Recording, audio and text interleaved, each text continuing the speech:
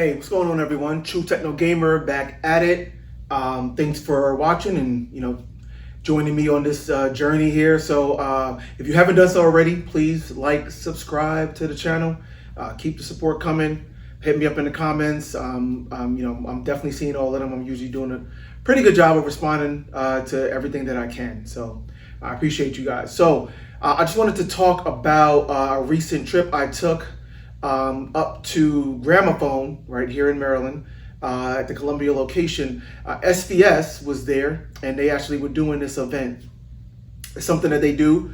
They go around the country and they do it at different places. If you go to SVS YouTube page, you'll see them at different places around the country. But they were here in Maryland at the Gramophone store, and I checked it out. Right, just something to get away and kind of enjoy talking to like-minded hobbyists, right, when it comes to this home theater and audio stuff, and talking to the great folks at SVS as well. So I've met and talked to the folks at SVS before in the past. I've seen them at different events, Exponia and CES, Capital Audio Fest out here, different things like that. We're familiar with each other at this point, which is cool. I've been a long time customer, as some of you guys may know. I've had SVS subs now for, I think the first SVS sub I got was like 2004 or 5, somewhere around there. Maybe like 2005. So yeah, about 20 years I've been a customer of theirs. So, great company, great bang for the buck. That's kind of what they do. And it was a cool time overall. I finally took the opportunity. I got a chance to chat with some of the folks there. So Gary, shout out to Gary. He's the CEO, president of SVS. Again, I've met him a couple of times, so he kind of recognized me, but had a chance to talk a bit more. Finally got a chance to actually get some visual evidence this time. Got a nice pic with him. And I didn't realize that Gary lives in my town, like my town in Maryland. Like, we actually are here at the same space. So that's cool to know, and I'll try to definitely engage with him some more going forward.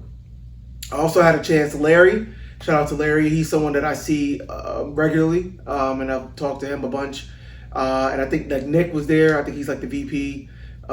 He was there, he was kind of involved with the presentation, but I kind of touched base with him as well. So cool guys, great folks. They know how I feel. They know I love them. So yeah, let me talk a little bit more about what this event was and my overall impressions of it and kind of my takeaways from it.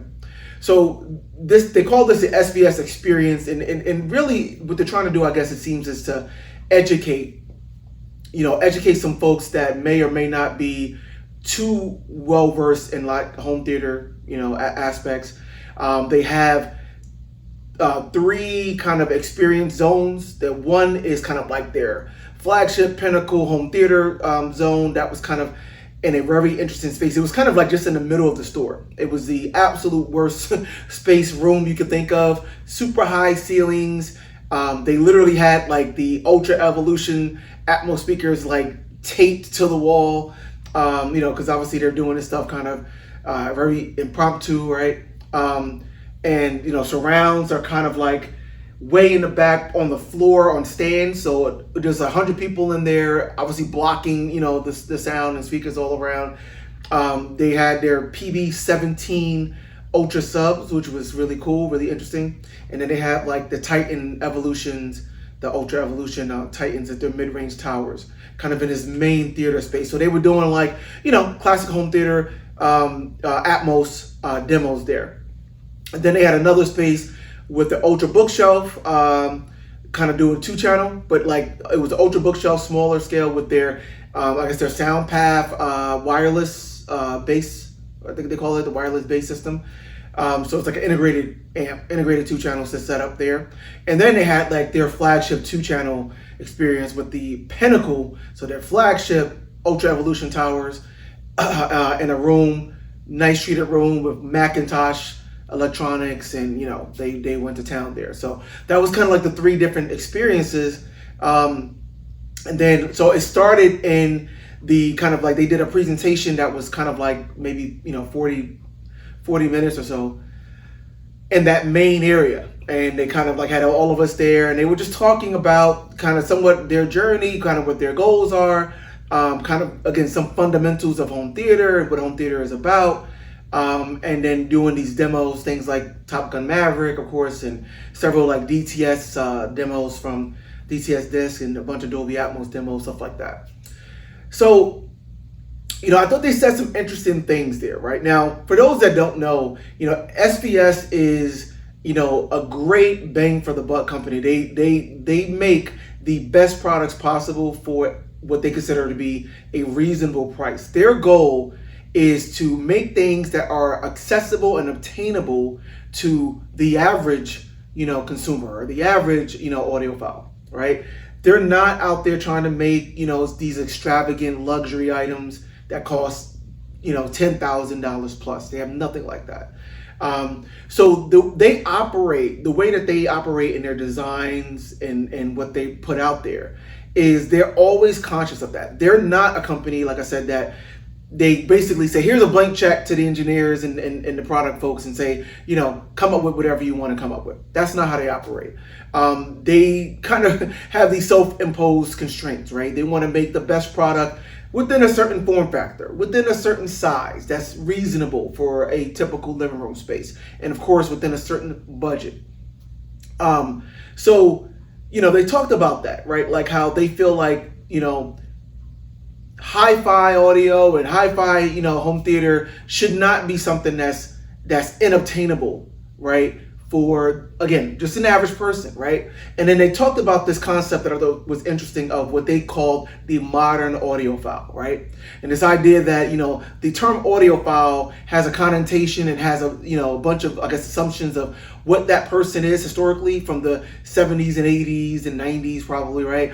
That person is someone who, generally speaking, might be an older male, very, very like isolated and intimate setting, where they're just sitting there in the sweet spot, with their 2-channel setup, listening to this hi-fi stuff, and it's like classical and the typical audiophile type songs and sounds, right? Like you're not gonna play pop, you're not playing Madonna, Britney Spears, or Michael Jackson and stuff like that, right? It's all like classical, Beethoven and jazz and stuff like that. And they call that like kind of like the old or classic audiophile.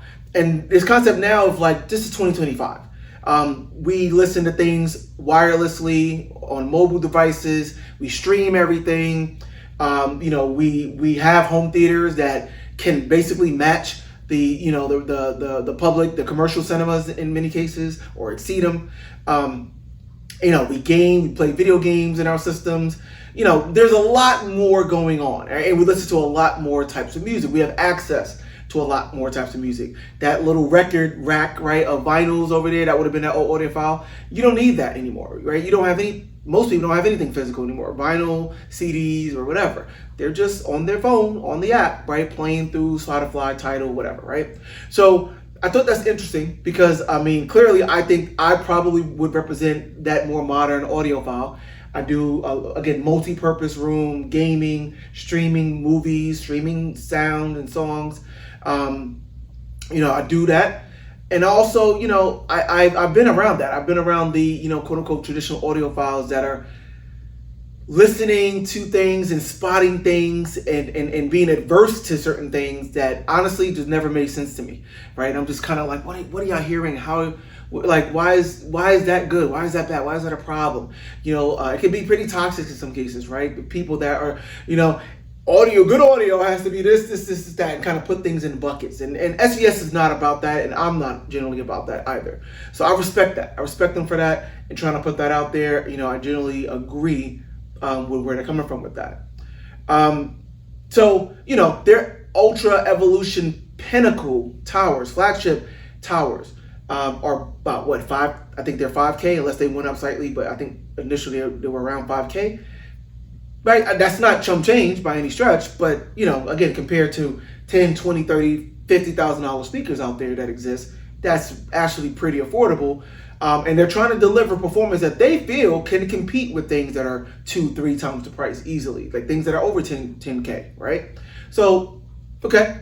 Now, what did I think of the overall experience? Well, In that first listening room, considering how poor that room was, considering again everything about that room acoustically is not what you want. There were no treatments. This is the main kind of like, just open area in the store. This is a store, right? They have mostly TVs up in these areas. It's not enclosed. It's just open. They had a vinyl rack. They got the front desk there. They got, it was just, and we just crowded into the space. Absolutely not ideal. I was actually thoroughly surprised at how convincing those home theater demos still were. I can hear sound coming from the Atmos speakers that were, again, taped to the sidewalls there. I can hear, even though they were on stands behind me blocked by a dozen people, I can still hear sound coming from those surrounds.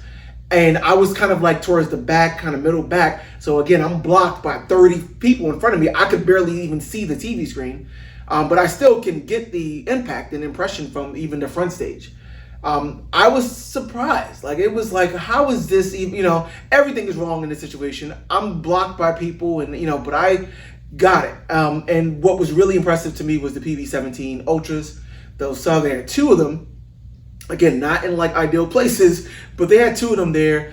And again, what was impressive is they were still able to rock that space, right? We can feel the ground shaking. We can feel the bass inside of us, but it was never booming. It was never like just overwhelming. It never sounded bloated. That's the other word I'm looking for. It still sounded pretty tight. And they were playing this system at like reference level. Like they were using a Marantz, I think Cinema 40, I think it was, or one of the new Marantz AVRs. And, they had it up to like 75, out of 100, if you know how Marantz works, which is technically reference level, right? Or pretty much close to it. And you needed that, obviously, in this kind of room with all these people. But everything still sounded amazingly composed, if that makes sense. It was still, now again, if it had been in a more intimate setting, a closed room or living room setup, it would have sounded, I'm sure, way better acoustically and stuff like that. And you'd have so many people there, but it still I got the point across. The clarity coming from the Ultra Evolution Center channel, and then again they used the Titans for the front stage. I couldn't even see the speakers, but I was again kind of surprised at how clear everything was. The dialogue was still clear. Again, horrible room, no treatments, but the dialogue was still clear, and the overall like sound, music, and sound effects coming from the front stage especially was pretty clear. So I think they got the point across. They talked about the value of the center speaker, as opposed to not having a center speaker like for home theater, and how it could give you good off-axis sound, which was evident with some of those demos. And then Gary talked about Dolby Atmos music, which he recently got into. They actually just said that this was the first time they actually did a demo of Dolby Atmos music, and it was an Elton John track, I believe, but it was, again, sounded pretty good. Again, would have been a lot better in a more enclosed room. But he was saying how he was really impressed with what Dolby Atmos can do for music, right? If done properly, if done well. So it was pretty cool. Now going into the bookshelf room, that was kind of the next space I went into, with the it was like the SoundPath wireless bass system, integrated amp. Again, really modest system, right? Everything that was there, the speakers and the integrated amp and the streamer was built in. It was, not even, I don't even know if that system would have been 2,000, like all in, but it was fairly modest. Again, sounded really good. I mean, if you're coming in and you're not an audiophile and don't know about this stuff, you just come in and hear this stuff, it's going to sound amazing to you. And I mean, like, it sounded really good to me, with a more trained ear. They're bookshelves, so it wasn't pounded with bass. They actually had it with the, I think it was the 5000, the new 5000, SP 5000 sub, which is the first time I actually had a chance to hear that. And it sounded pretty good, integrated pretty well. It wasn't like, again, shaking the room, but it integrated really well with those bookshelves. I thought it was impressive, again, when you consider the price and accessibility. This is kind of like basically a step up from a soundbar, right? In terms of like the form factor, right? The amount of materials needed here and price, even price range. it's going to be way above what you can get from a sound bar, right, in terms of sound quality. So I thought it was pretty convincing. Again, it wasn't like something that blew me away, or was like, hey, I gotta have that for my bedroom or something. But I thought it was pretty cool. And then the last demo that I thought was interesting was the Pinnacle Flagship, the huge towers. These have the push-pull woofers. These have the diamond-coated tweeter. All of these Ultra Evolution have diamond-coated tweeters, by the way. But these were the big towers with Macintosh gear in this nice enclosed, treated 2-channel room. But the problem was, again, the speakers weren't positioned obviously ideally in the room. They were kind of coming really far out, so it didn't align with a lot of the room treatments, for one, like the first reflection points or whatever. Also, there was like, again, 50, 60 people in there at a time. So, again, people blocking everywhere. Towards the end I did, but most of it, when I was listening, I couldn't even see the speakers, never mind, get a nice open path to them, right, to hear them. But I still got the idea. What I will say about the Ultra Evolution Pinnacles, these are $5,000 pair of speakers. They're in this room with, Bowers & Wilkins diamond speakers that are, $20K, right, and above. Sonus Faber speakers in there that are really, really high end stuff too. But they sounded really, really good, honestly. They were trying to show the capabilities of what they can do for 2-channel music. There was good and bad to how they presented it, though. Constructive criticism for you folks at SVS, if you happen to watch this. On one hand, I thought the mid-range was the standout. The mid-range was like, there was a couple of tracks in there where I was just like, wow. Again, big room, all of these people in there, and this, especially with the female vocals, I mean, she was in the room with us. It was amazing, actually. I was like, wow. That is crazy coming from that speaker in this room like this. I even said to me that the mid-range was kind of more realistic and just more pronounced than even what I get from, my Persona speakers here, right? Which is saying something. But, again, it depends on the track. There were some other tracks where it didn't sound quite as convincing, didn't sound quite as realistic. So, of course, track to track, the quality of the track matters, that kind of stuff. But definitely, I would say the mid-range was really, really cool, really, really key. And then the bass, now, clearly these speakers, you absolutely do not need a subwoofer. Okay, you do not need a subwoofer. They were playing like infrasonic level bass, right? You can feel it shaking the room, pressurizing the room, even with all those people in there. But the problem was they had the bass way too hot, right? To the point where it just didn't sound pleasant. I think they were just trying to show like, hey, this is what, they were playing these bass heavy tracks and like, well, this is what these speakers can do. Yeah, but just because they can do it doesn't mean they should do it, right? Is that how it's supposed to sound? Is that how the track was recorded? In many cases, it was obviously just way too hot. So it sounded like it got to the point where things were rattling in the room and it got just really, really bloated and boomy. It just didn't sound good. It was impressive in terms of the quantity, thinking about it coming from these just, these 2-channel speakers, but it wasn't accurate. It wasn't natural. It wasn't smooth at all, right? That kind of stuff, right? So again, I think that's just more about how they presented it, not so much the speakers not being capable of. Again, they're capable of, tremendous bass. That was evident, right? Definitely sub 20 hertz bass. But there is a certain thing to say. Again, once you get to this point of audiophile level quality, it's not about what you could do, it's what you're supposed to do, right?